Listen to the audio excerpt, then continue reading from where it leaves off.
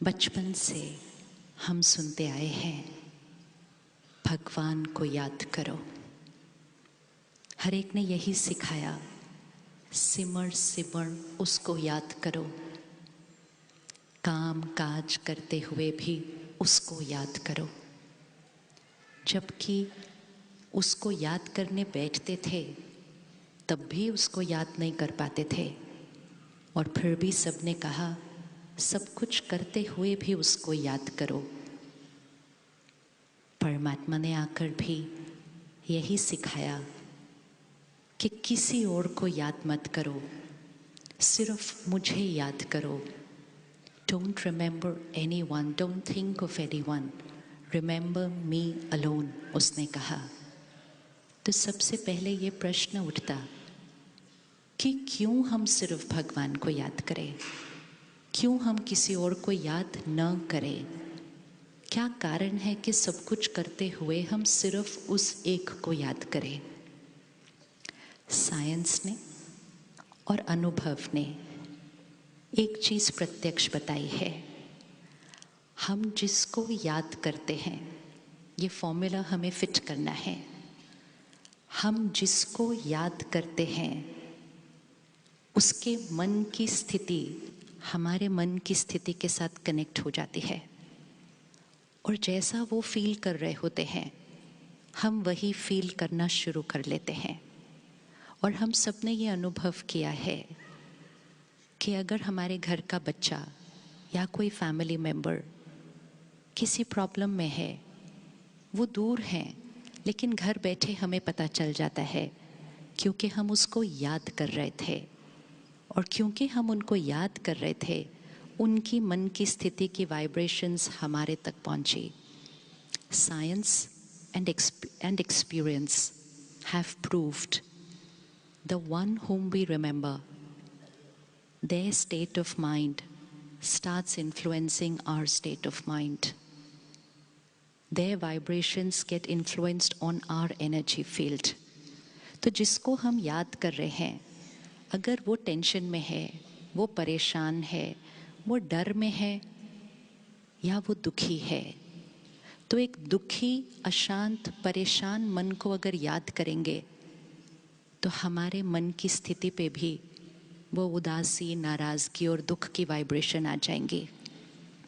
और हम कहेंगे कि पता नहीं, हुआ तो कुछ भी नहीं है, पता नहीं मुझे अच्छा क्यों नहीं लग रहा आज, ऐसे मन दुखी सा क्यों लग रहा है मेरा आज। क्योंकि हमने किसी को याद किया है जिसका मन आज किसी कारण से दुखी है। और अगर हम उसको याद करेंगे जो पवित्रता का सागर है, सुख का सागर है, ज्ञान का सागर है, तो हमारे मन की स्थिति उसके साथ जुड़ जाएगी। और जब हमारे मन की स्थिति उसके साथ जुड़ जाएगी तब हम उसके जैसा बनने लग जाएंगे।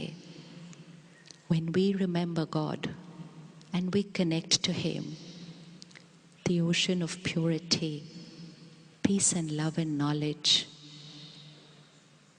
then His vibration, His quality, His power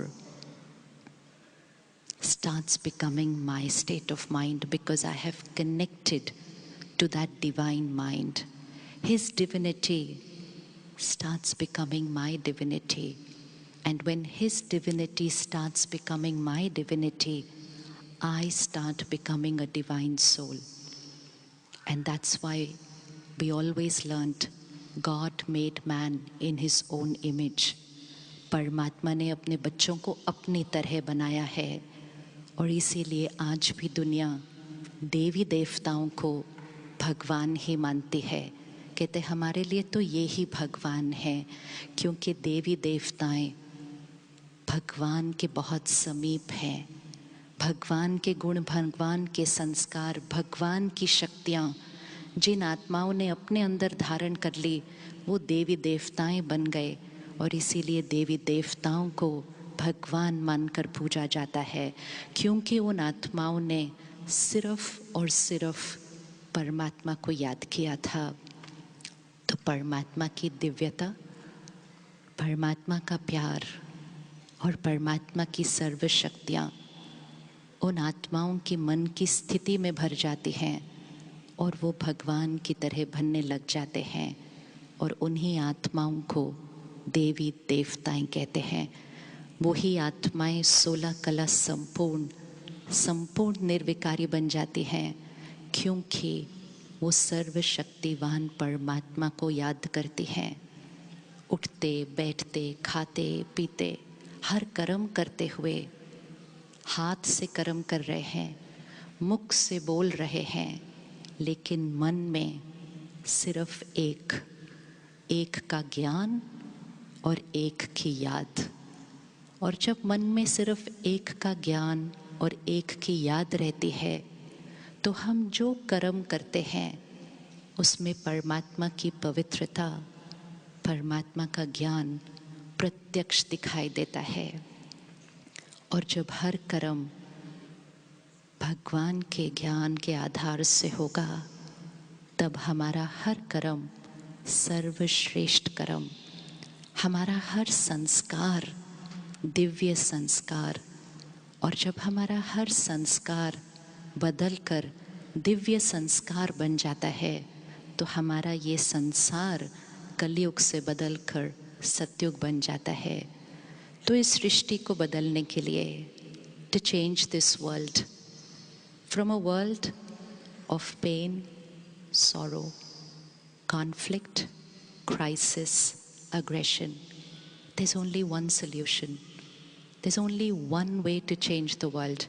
And to change the world, we need to change our sanskars.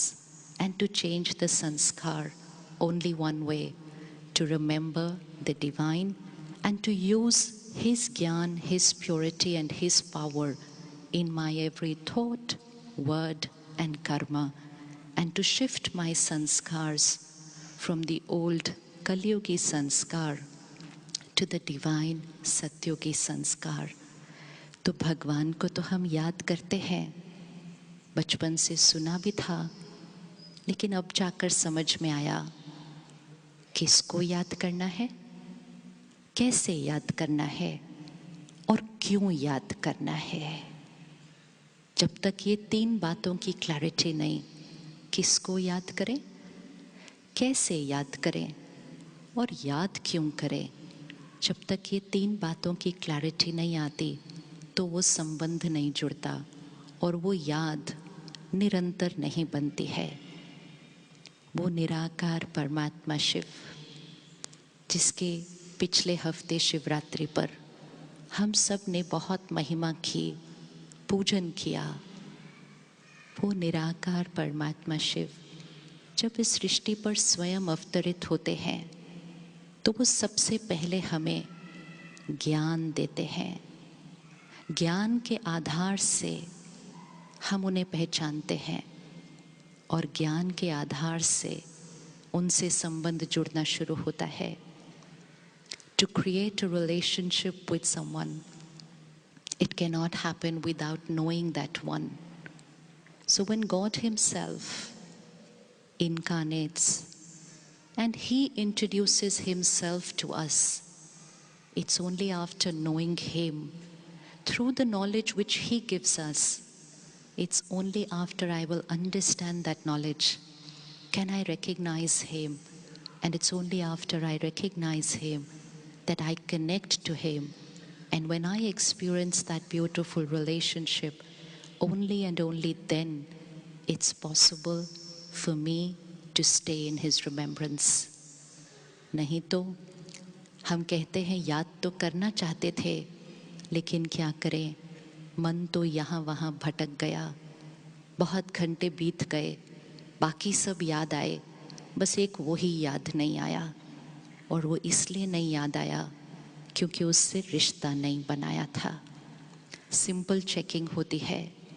जब भी जीवन में छोटी या बड़ी कोई भी बात आए, सबसे पहले मुझे कौन याद आता है। कई बार ऐसा होता है कि हम इनसे पूछते, इनसे पूछते, सबसे राय लेते और फिर उसके बाद याद आता कि भगवान कोई आंसर नहीं मिल रहा, अब तो आप। तो वो हमारे रिश्तों की लिस्ट में थोड़ा पीछे चला जाता है।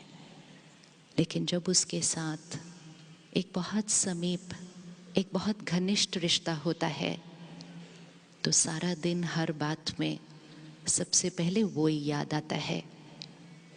और जब उसको याद कर लो और उससे बात कर लो और उसकी टचिंग लेकर अपने जीवन की बात को सॉल्व कर लो, तो किसी और से जाकर मांगने की ज़रूरत ही नहीं पड़ती है, क्योंकि संबंध सारे उसके साथ हैं।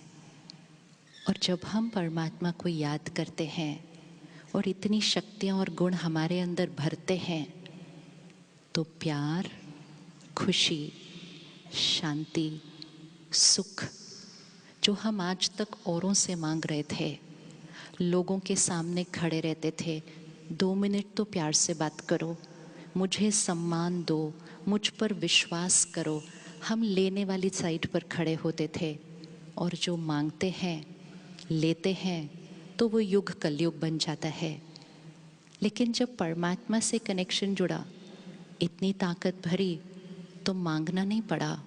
जो अपने अंदर भरा, तो हमने औरों को देना शुरू किया। और जब हम देना शुरू करते हैं, तब ये सृष्टि कलयुग से सतयुग बन जाती है।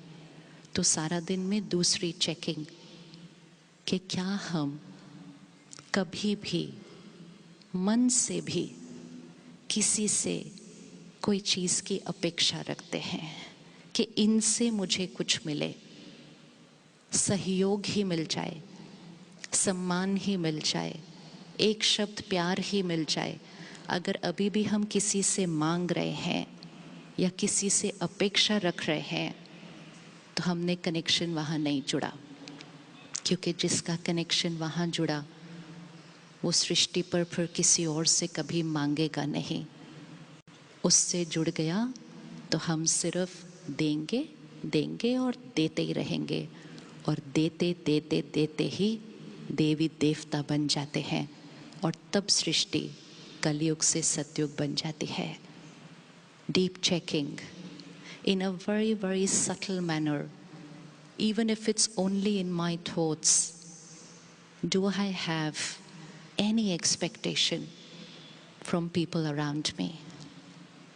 Expectation of respect, of trust, of love, of cooperation.